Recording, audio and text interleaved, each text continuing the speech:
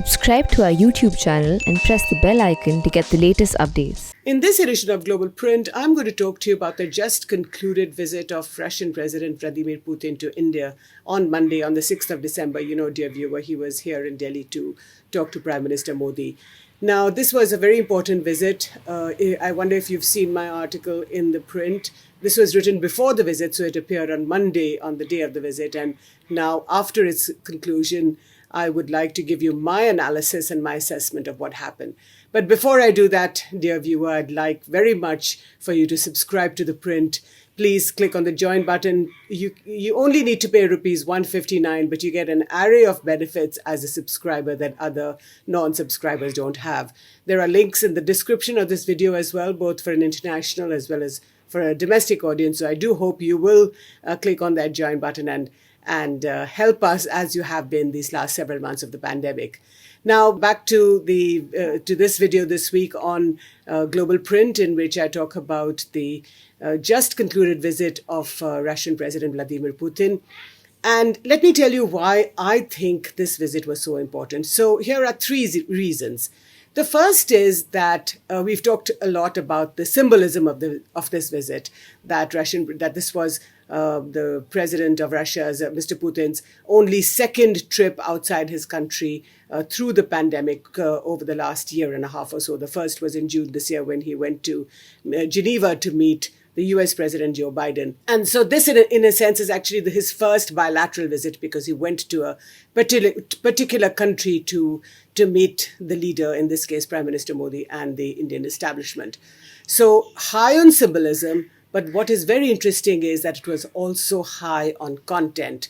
So you had the signing of a 10-year-long defense agreement, which basically means that India will continue not just to purchase sophisticated defense equipment from Russia, but there will also be a localized production of this equipment. So what that means is that the Russians will transfer technology and participate in the Make in India program, which means that Indians will be able to learn how to make this equipment here at home. And that is a big learning for the Indian defense establishment.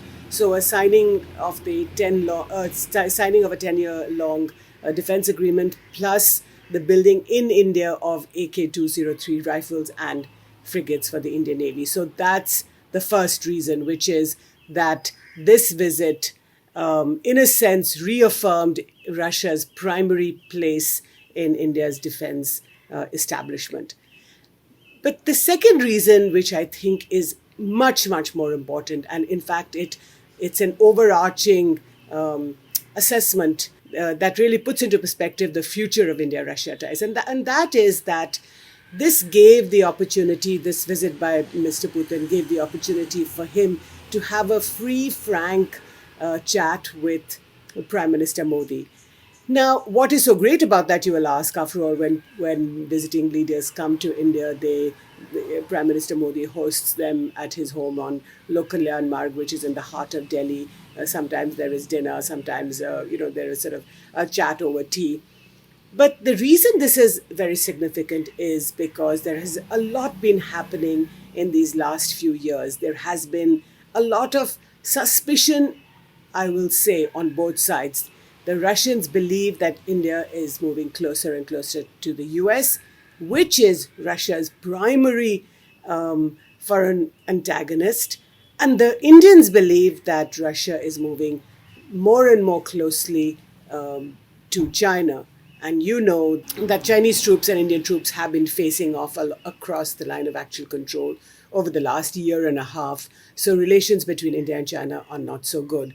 So there has been this mutual mistrust, if you like, that has defined the relationship. Nobody's said very much these last few years, but the perception has been that it's not a good relationship. So the fact that both Vladimir Putin and Prime Minister Modi were able to have a free and frank chat, I think that is worth more than any defense agreement or any other of the 28 agreements that were signed between the two countries. Now, what is the significance of this free, frank, and heart-to-heart chat between Prime Minister Modi and President Putin?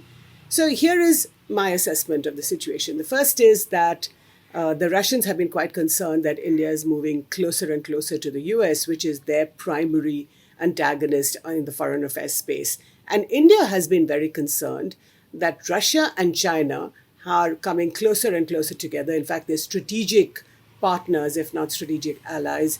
And considering the fact that Indian troops and Chinese troops have been facing off across the line of actual control over the last year and a half, the Indians have been very concerned about what this means for India. Remember what I just said earlier, that Russia has been India's most important defense partner over the last several decades. In fact, since 1971, when India and Russia signed a treaty of peace and friendship.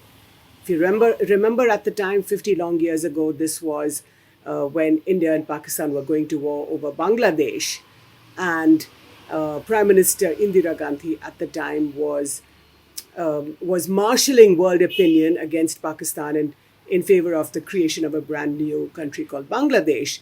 And at the time this treaty was signed, the Americans at the time were very close to China and Pakistan. Nixon had just made, Henry Kissinger, I'm so sorry, had just made a secret trip to China. And in that time, 1971, August 1971, the Treaty of Peace and Friendship between India and the Soviet Union was signed. Now, let's talk about what's happening today. That was a really long time ago. The Cold War has been over 20 long years ago. So this calls for a revamp or a re-understanding of what's going on. India definitely moving much closer to the US, and Russia and China becoming partners again, strategic allies, if you like. So this defense relationship between India and Russia that has been ongoing for the last 50 years, and again, will be revamped over the course of the next 10 years with the signing of the 10-year-long defense agreement. But India has been very, very concerned that if Russia and China are so close, if Russia and China are sharing defense equipment, information, understanding, analysis, then what does that do to Russia's and India's primary defense relationship? But I think that what happened in this visit is that Prime Minister Modi was reassured by the Russian president that Russia, as a big power, is not going to let India down. And that while the Russia-China relationship is a strong one, there is no question that Russia is going to take sides between India and China on the conflict along the line of actual control, or the potential conflict. Right now, it's not a conflict. These are tensions. Remember also, dear viewer, that Defense Minister Rajnath Singh and also on Monday, on the 6th of December, there was a 2+2, which means that the defense and foreign ministers of India, Rajnath Singh and S. Jaishankar, and the defense and foreign ministers of the Russian government also had talks between each other. But what Prime Minister Modi was reassured by, and what President Putin was able to reassure him about, was to say that last year, when India was in the middle of the standoff against China, against Chinese troops along the line of actual control, and Defense Minister Rajnath Singh had gone to Moscow to participate in the 75th anniversary of the end of the Second World War. You know that the Red Army believes that it liberated Berlin, and which is also a fact. And the defense minister, that's Mr. Rajnath Singh, gave the Russians a list with 10 pieces of equipment that India wanted, so that those could be used in this face-off against Chinese troops, and the Russians delivered on each one of them. So in a sense, the Russian president and his officials and his ministers telling Prime Minister Modi that just because there is a very warm relationship between Russia and China, this doesn't mean that the Russians are going to let India down. So I think that the value of this free and frank chat was more than necessary. Vice versa, I think Prime Minister Modi also reassured the Russian establishment, President Putin, that while India and the US are strategic partners, but they are very, very close friends. The trade relationship is $100 billion. The India-Russia trade relationship is only $10 billion. And that's one area that both sides need to work on.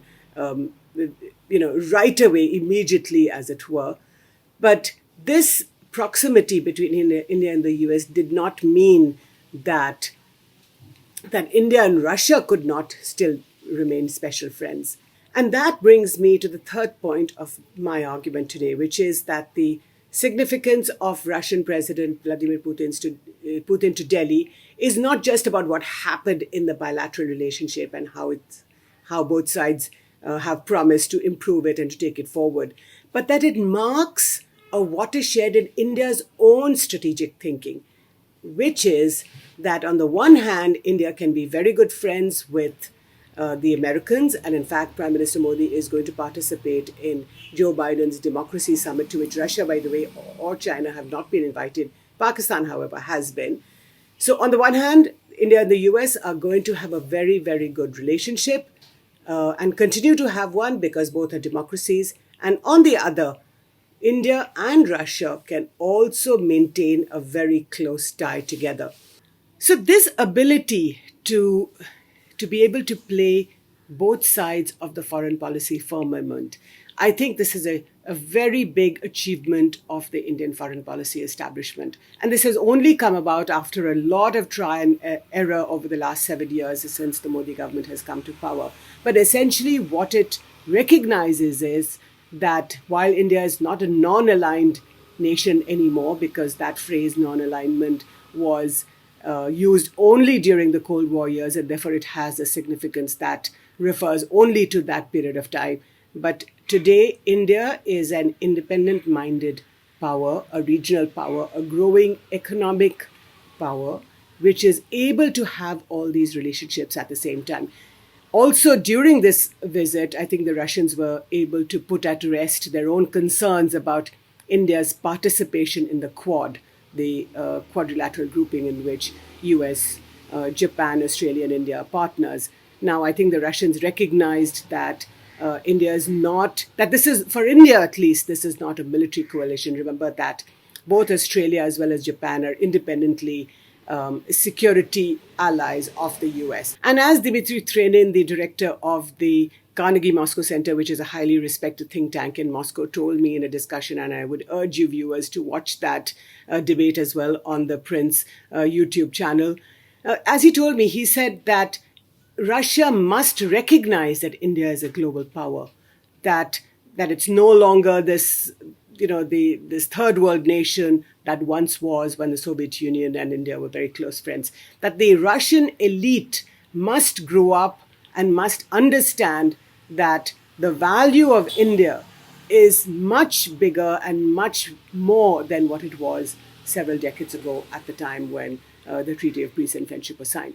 So I think this recognition by the Russian elite, which is manifested by the fact that Russian President Putin flew to Delhi only for a few hours, of course, but this recognition that India is an important player and that it cannot be ignored, that, in my view, is a very, very important outcome of the relationship. And the only way that could have happened is by Prime Minister Modi asserting and insisting that India remains an independent-minded power, able to ally with several nations and several friends at the same time. So do read my column, Global Print. It did come out on the eve of the Putin visit, but I would urge you to read it, dear viewer. And I'd like to know what you think about this video. Thank you so much for watching.